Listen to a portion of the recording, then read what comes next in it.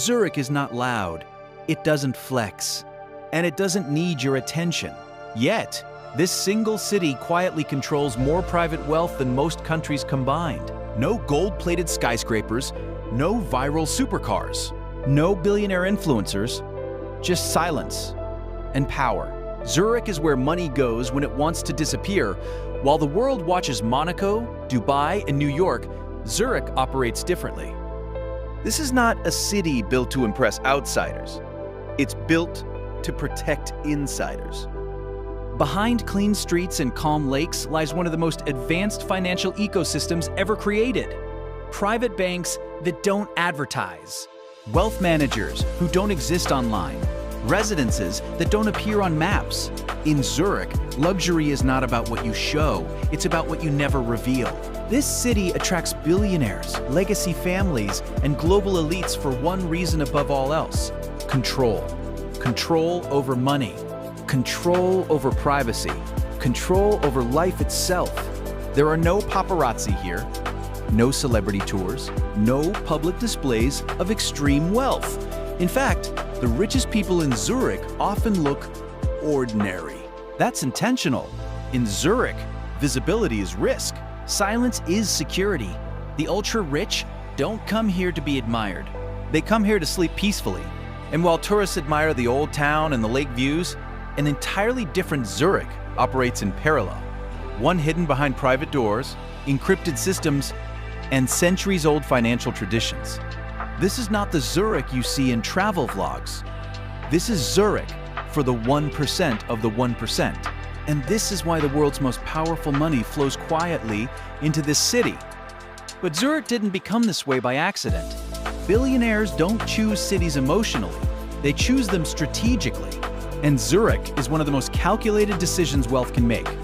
First, stability. Switzerland hasn't just survived global crises, it's mastered them.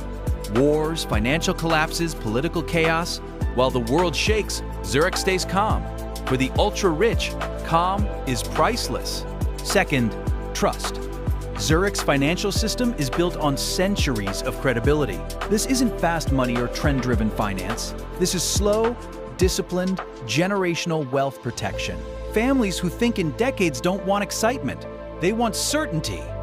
Third, privacy by design. In many cities, privacy is a feature. In Zurich, it's infrastructure. Private banks don't chase clients. Clients are introduced quietly. Wealth managers operate through referrals, not websites. Even property ownership is layered through legal structures designed to reduce exposure. Here, your name doesn't circulate. Your money doesn't travel loudly. Your life stays insulated. Then there's regulation. Strict, controlled, and predictable. While other luxury cities rely on loopholes and temporary incentives, Zurich offers something stronger: consistency. The rules don't change overnight. For billionaires, unpredictability is the real risk.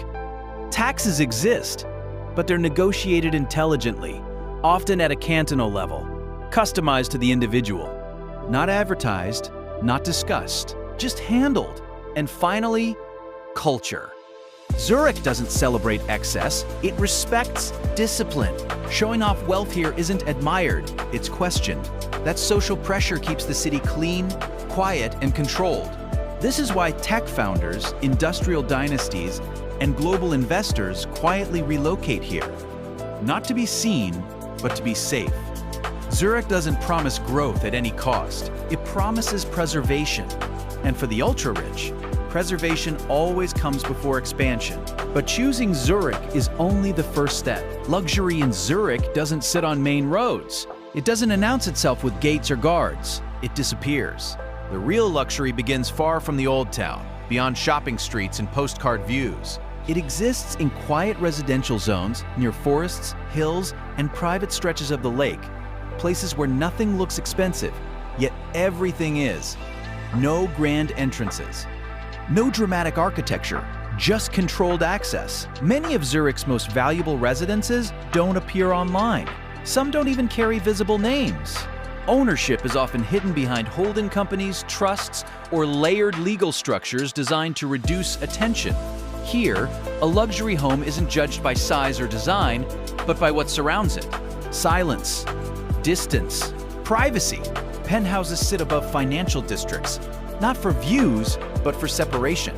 Private elevators open directly into living spaces. Underground parking connects discreetly to residential towers, allowing entry without ever being seen. Lake Zurich hosts some of the most expensive property in Europe, yet from the outside, it looks almost modest. No yachts lined up, no waterfront parties, just calm water and controlled movement. Luxury here is functional. Homes are designed for security, not admiration. Windows prioritize discretion over display. Interiors focus on craftsmanship, not trends. And while other cities sell exclusivity through visibility, Zurich sells it through absence.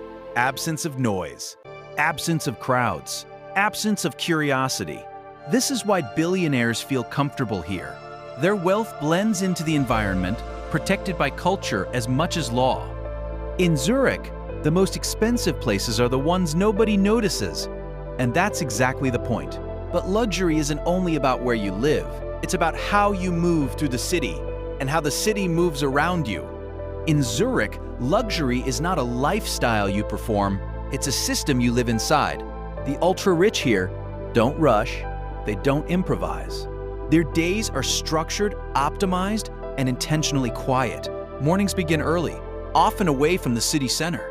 Residences are positioned for distance, not convenience. Movement is planned to avoid exposure, crowds, and unnecessary interaction. Transportation reflects this mindset. Private drivers are common, but rarely flashy. Vehicles are chosen for anonymity, not status. In some cases, underground parking and private access routes allow residents to move from home to office without ever stepping into public view. For longer distances, Zurich's proximity to private airfields makes international travel seamless. Flights are quiet, efficient, and invisible. No terminals, no delays, no audience. Work doesn't happen in open offices or luxury towers. It happens behind closed doors. Private banking rooms, discreet meeting spaces. Offices designed for confidentiality, not collaboration. Lunches are rarely social events. They're short, controlled, and often private. Many meetings take place in members-only spaces that don't appear on maps and don't accept reservations. Shopping doesn't mean browsing, it means access. Jewelry, watches, and high-end services are handled through private showrooms or direct relationships. There are no queues, no displays, no questions. The best pieces are never put behind glass. Healthcare, education, and personal services operate at the same level. Personalized, protected, and private. Systems built to respond quietly without delay or documentation. In Zurich, time is the real luxury. Everything is designed to preserve it, protect it, and prevent disruption. But this level of control comes with a cost. Because when your life is engineered for security, something else slowly disappears. In Zurich, wealth doesn't create noise. It creates distance. And over time, that distance changes people.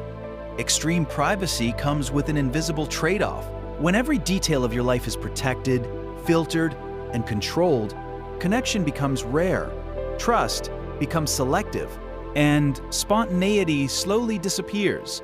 For many ultra-rich residents, social circles are small and carefully curated. Relationships are built slowly, often through family networks or long-standing introductions. New people are evaluated not by personality, but by risk. Even friendships are strategic. Public spaces feel different when you're always aware of visibility. Restaurants are chosen for discretion, not atmosphere. Travel is planned around avoidance. Simple activities, walking freely, blending into crowds, are quietly removed from daily life. Security becomes a mindset. Every decision passes through layers of consideration: exposure, reputation, consequence. Over time, that constant awareness creates pressure, not financial pressure, but psychological weight. In Zurich, wealth doesn't isolate you physically, it isolates you mentally. There is comfort in control, but also loneliness in precision. When your environment is engineered to eliminate risk, it also eliminates unpredictability, the very thing that makes life feel human.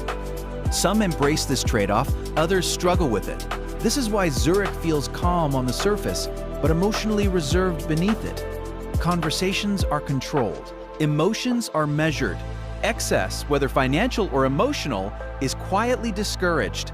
Luxury here teaches discipline, but discipline can become restraint. And while the city offers unmatched security, it also demands something in return: emotional distance. Yet despite this hidden cost, the world's wealth continues to flow here. Because in the hierarchy of priorities, safety often outranks freedom. Zurich's luxury lifestyle doesn't survive on money alone. It survives on systems.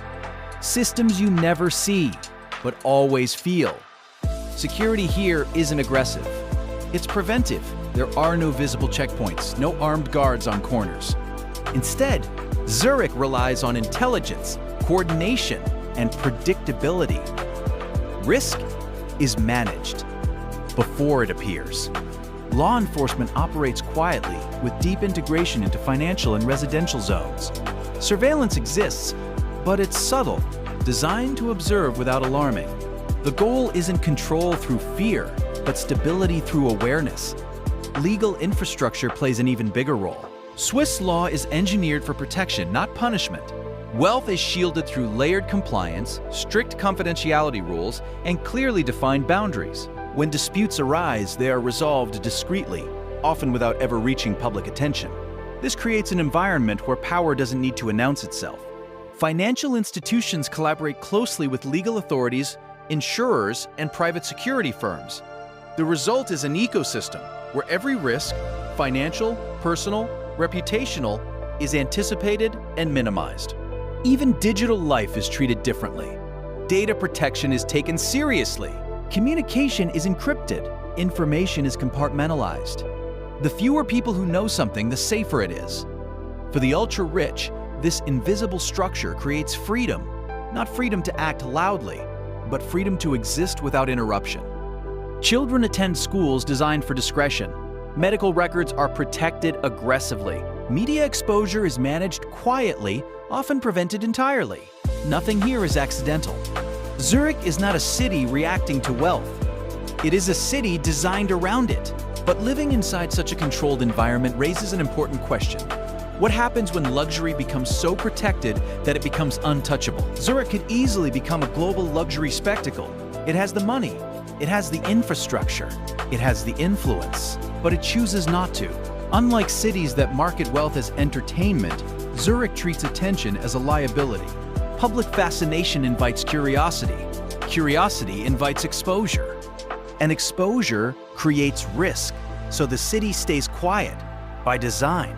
There are no luxury tourism campaigns aimed at billionaires, no social media narratives celebrating extreme wealth, no skyline built to impress outsiders. Zurich's message is subtle and consistent. If you're here, you already belong. Local culture reinforces this mindset.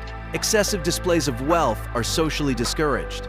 Loud luxury attracts scrutiny, not admiration. The richest residents understand this rule and follow it closely. Blending in isn't just polite, it's protective. Even architecture reflects restraint.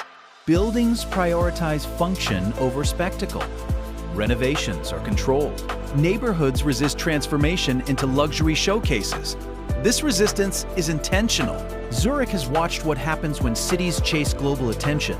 Property inflation, media obsession, security challenges, a shift from protection to performance. And Zurich refuses to make that trade. By staying under the radar, the city preserves what matters most to its elite residents: predictability, privacy, and control. Wealth here isn't trying to grow through exposure, it's trying to survive across generations. This is why Zurich will never look like Monaco, and why it doesn't want to.